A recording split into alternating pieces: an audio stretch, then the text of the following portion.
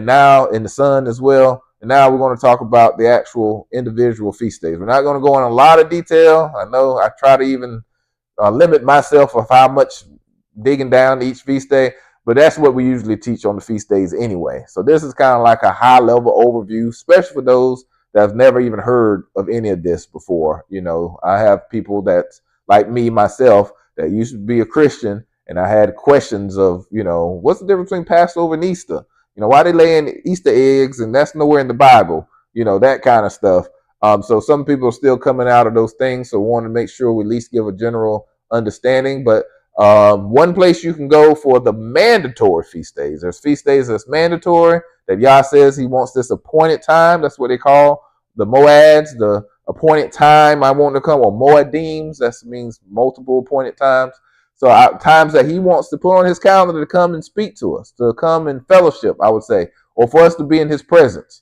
And he had these things as mandatory feast days, right? Because that's how he says, if you love me, keep my commandments. So if we're showing our love to our God, our El, who we can't see, right? How do we show him love? By being obedient to what he's called us to do.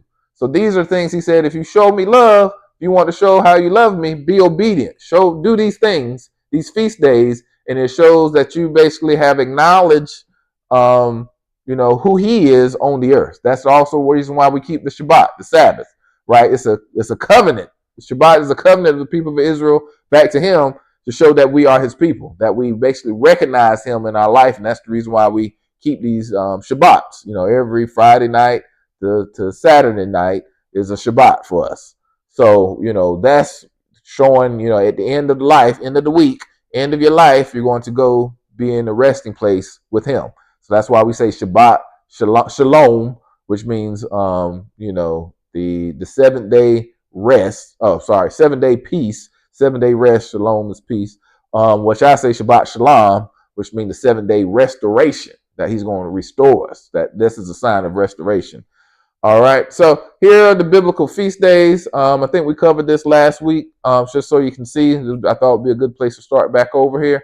And that's the reason why he says, I will gather those who grieve about. So you got to grieve. You got to want to do it. You have a heart to do it. That's why I pray for us to serve him with all our heart, mind, soul, and strength. You got to want to do this. It's not something that you're just, legalistic, going to make it and just going to check off the box. It's like you want to do it because you love him. I love Yah.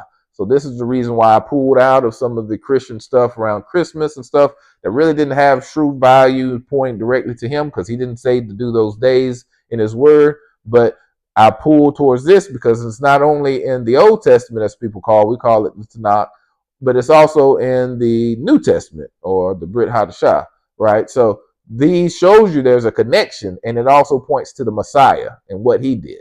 So that's the very important piece to me as a Messianic, that it points back to the Messiah of what he did in the past and what he's going to do in the future for us also, to bring us back in atonement with Yah.